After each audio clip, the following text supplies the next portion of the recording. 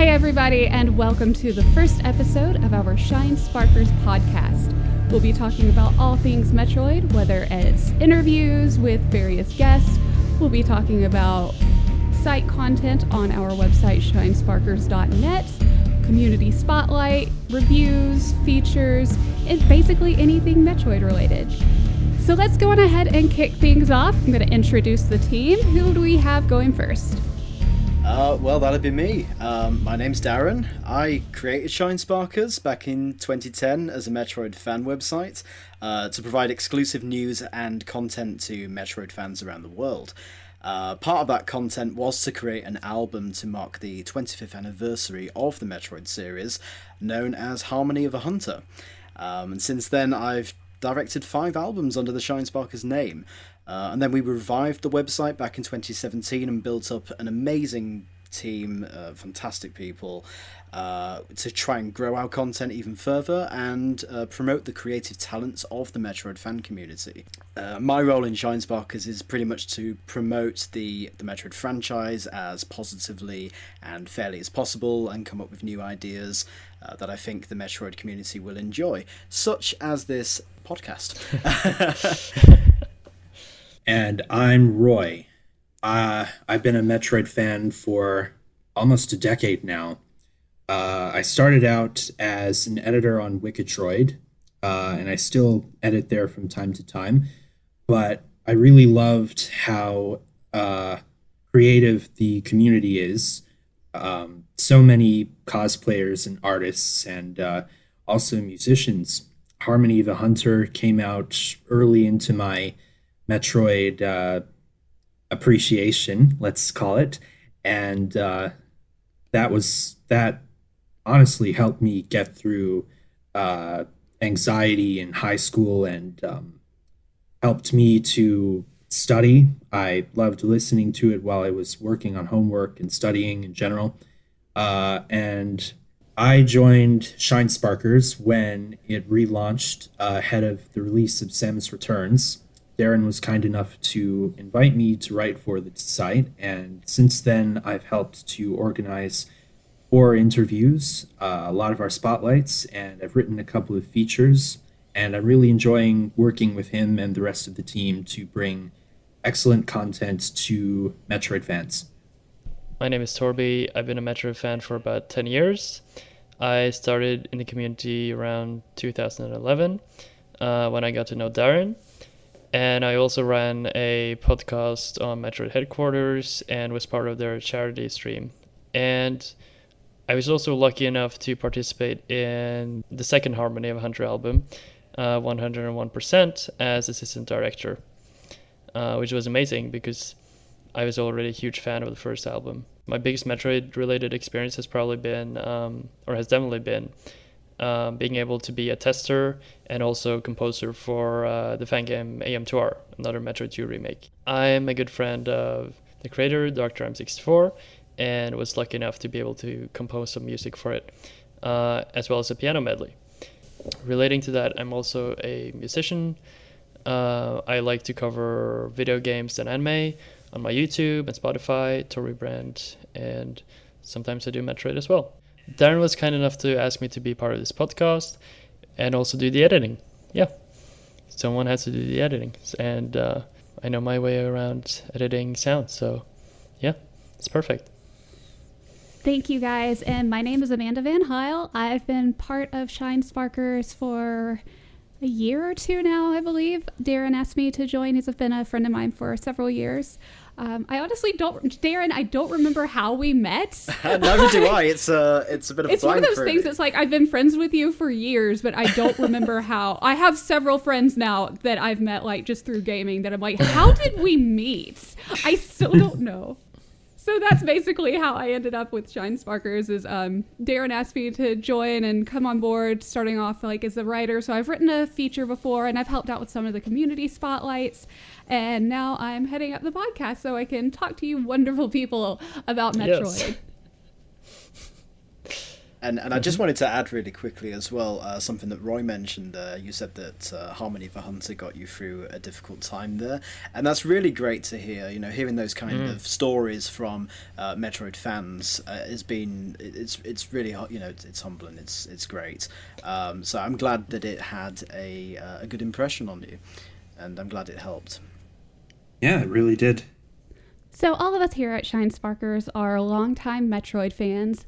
I first got introduced to the series like a lot of people did with Super Smash Bros. I remember playing the original one and thinking Samus was really cool. She became one of my main fighters. And then a few years later, I finally got around to playing my first ever Metroid game, which was Metroid Fusion, and absolutely loved the series.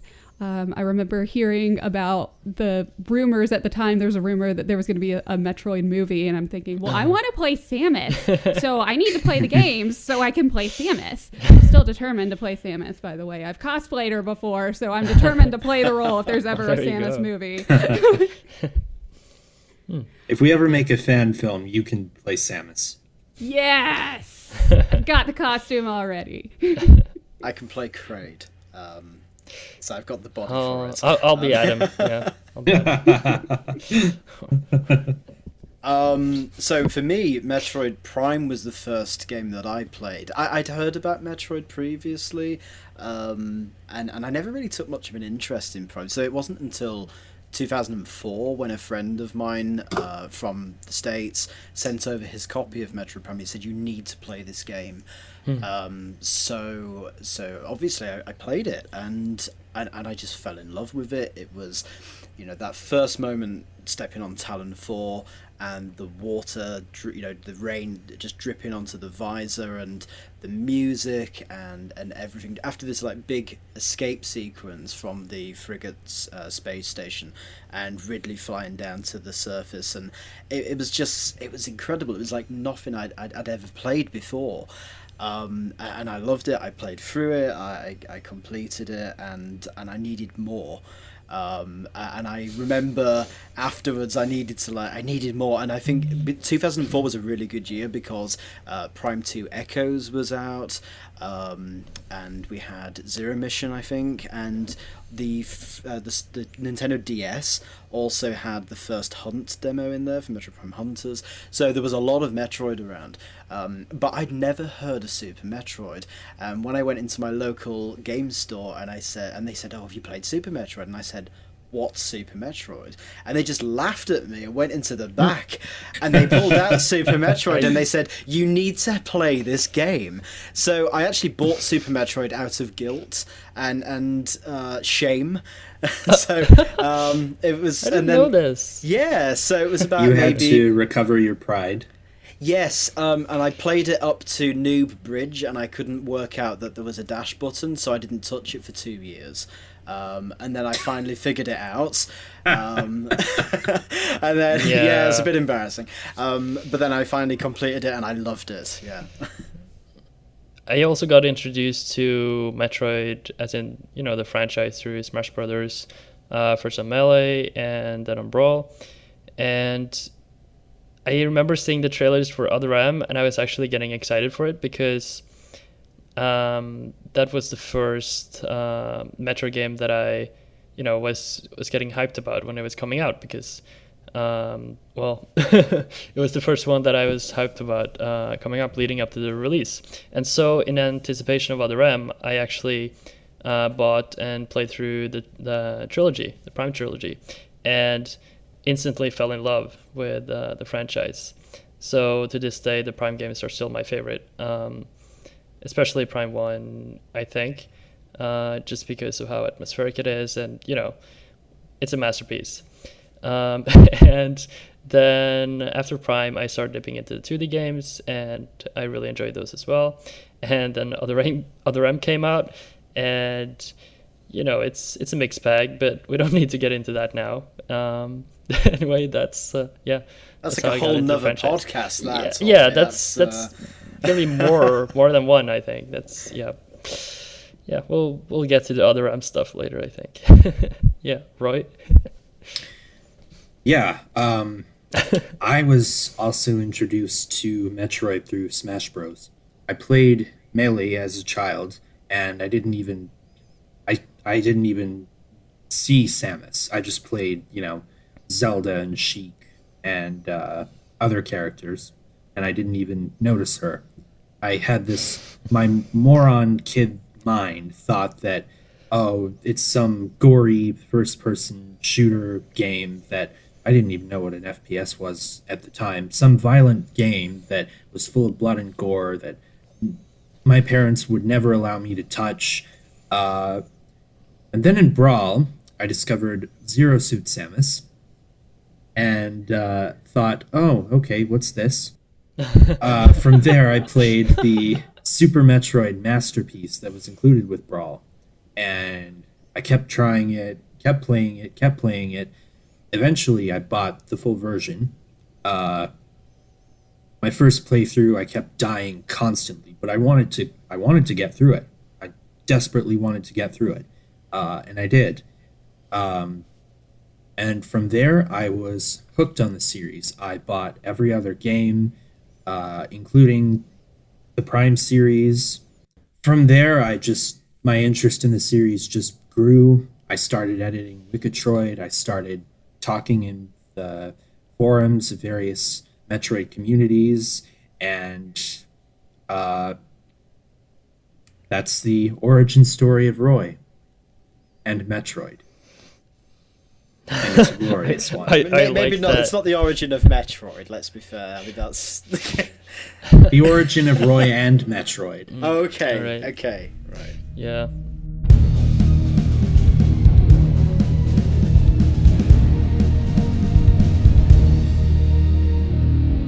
So my favorite Metroid game is the first Metroid game I ever played, which was Fusion. I know you guys were talking about earlier different things that, like Harmony of a Hunter, getting you through difficult times, and that's how it was with me with Metroid Fusion. I actually wrote a feature about it a while back. I was in a play in high school, and I already knew it was going to be quite a bad situation, so I went and bought Metroid Fusion to play backstage. And that kind of got me through just the rehearsals, and it kind of got a lot of my rage out. Long story short, got kicked out of the show quickly, which honestly was a good thing. But you know what? I've got to thank it, because if it wasn't for that show, I probably never would have played a Metroid game. So I'm fine with that. So Darren, what's your favorite? Well, as I mentioned earlier, probably Metroid Prime had a significant impact because it was my first introduction to the series, and this, I did touch on like the sort of the environments, but I have to say the soundtrack was incredible. So from that, I really had a fascination and a thirst to listen to more Metroid music. And it was an inspiration for sure, but I'm also going to touch on another favorite of mine, which is Super Metroid. I just loved how something with the greatest respect, so old, was so visually impressive, and you know how something like that could sound and how it could look. And just the effort that went into that game, it just blows me away how hard they worked on that. So I have a huge appreciation for that. Those two games are my favourites, as they are for, I presume, a lot of fans. They tend to come up there as like in top 20 lists of the greatest games of all time, very regularly, and there's a very good reason for that. And if you want to know that reason, you need to play the games if you haven't already. I mean, why are you listening to this podcast if you haven't? That should be exactly what you do right now. You can do both. Yeah, you can do. Yeah, do while you're listening to the podcast. Why not? Turn on your system and download it and play. Yeah.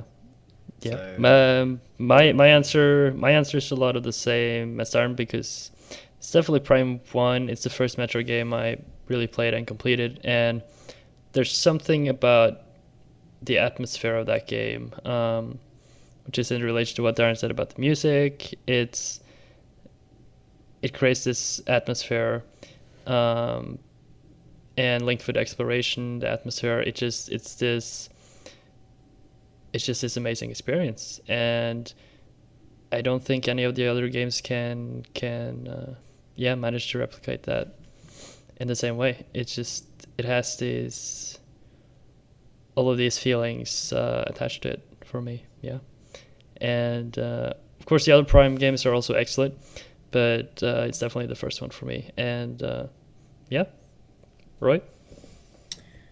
Yeah, it's hard to choose a favorite, but I have to say that I have an unusual favorite Metroid game, which is Prime 3. The reason for that is that when I got the trilogy, I found that was the game that, obviously I love Prime 1 and Prime 2, but for me, the whole idea of an expanded world, universe, with multiple locations to explore, rich lore of different races. Our writer Quadraxis has been chronicling them all.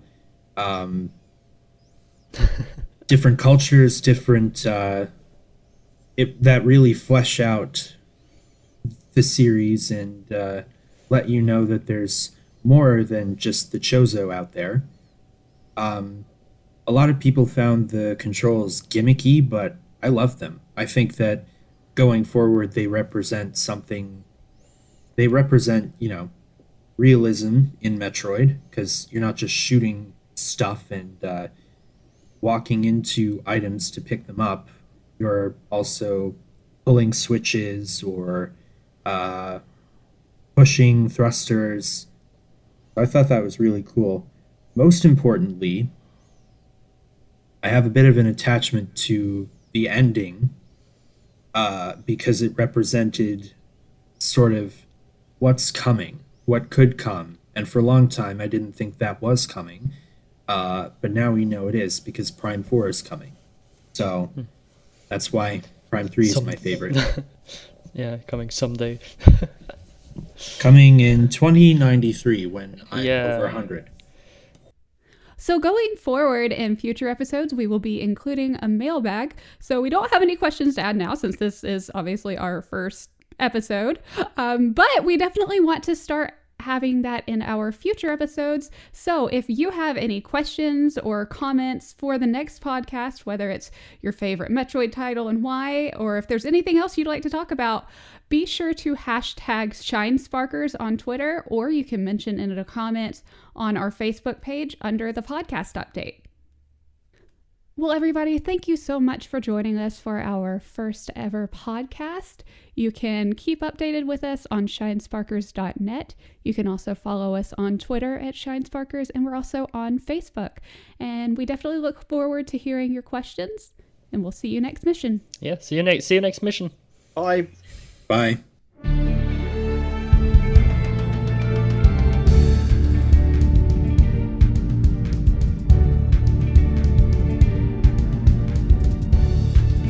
Quick question though.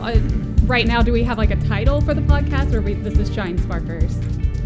I was just thinking the Shinesparkers podcast. Really. Okay, Yeah. I just wanted to double check. That's what I thought, Sure, and that sounds good to me. Yeah, that sounds good. I've been a huge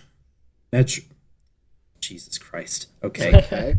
We'll also be talking about everything that we have going on the site, which is shinesparkers.net. It is shinesparkers.net. It is right? Shinesparkers. Yeah. Okay, I just wanted to make sure I said .net, because I was like, .net, and I always have to remind myself You don't that know we are our .net. domain, Amanda?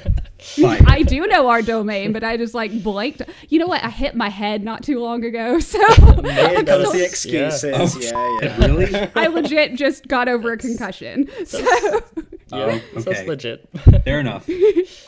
And the Prime Trilogy, I got that. I remember vividly getting that on the day of release. And don't include that cough, by the way. That's like the best part of the explanation so far. Yeah. Oh, yes. Shush now. Okay, where did I leave off? So you were talking about you played. How you didn't get interested in Metroid before you saw Zero Suit Samus. Fake that. No. Okay. So let's go on ahead and kick this off with our podcast what are the not attendees? What are the words? The team, the group. Team. There we go. Yeah. Hit my head. Sorry. That's gonna be my excuse for the next year. I hit my head. I got it. Yeah. Okay. That's Amanda. Yes. What? Oh, the next part, I think. Oh, did everybody go ahead and get theirs? Okay. I think so, yeah, we're done. Yeah. Alrighty. So This doesn't have to be part of the podcast, but for context, Amanda and Torby, I have been unlocking Xbox achievements every day for 4 years. Wow. impressive. That is impressive. Speaking of, I'm going to have to get one once we're done with this podcast because I haven't gotten one today. Now it has to be in the book. I know for me, I first got into Metroid from Super Smash Brothers. I know a lot of people, that's probably their first introduction to it. I remember playing wait, was Samus in the first Smash Brothers or was she in the second one? Yes. She was in the first one? She's been in It all of them. was so long ago, I cannot remember. All right. Fake fan. Yeah. It's called I'm old. That's what happens when you get old. It I'm all as runs old as together. you. Fair. Okay, It's beside the point. I hit my head. I'm a child compared to all of you. Yeah. Okay. Comparing ages. Soon we'll be comparing ailments with each other. We're like, oh, Yeah. well, I broke my hip yesterday. Yeah. The blooper reel's going to be longer than the podcast. I can definitely see that. Yeah. I think it'll be the main attraction. We need a Blooper blooper reels reel. are always fun. There we go. Like, then. we do Blooper them. Reel confirmed. I'm rubbing my hands right now. This will be awesome. See you next mission. What I think that the works. heck? Yeah. Okay. We'll make it work. Right. We'll make Yeah. it. It needs some work. I'm We'll, sure 10 podcasts in, we'll finally get it. Yeah. Yeah.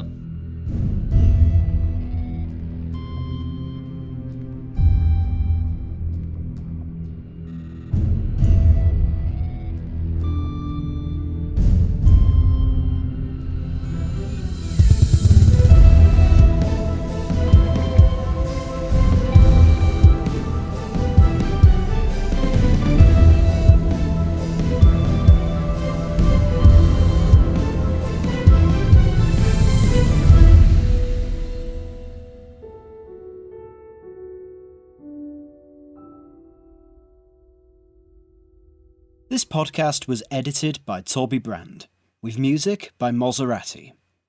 If you enjoyed what you heard, please consider following our social media pages on Twitter, Facebook, and Instagram. For the latest Metroid news, community features, and exclusive content, check out the website at shinesparkers.net. See you next mission.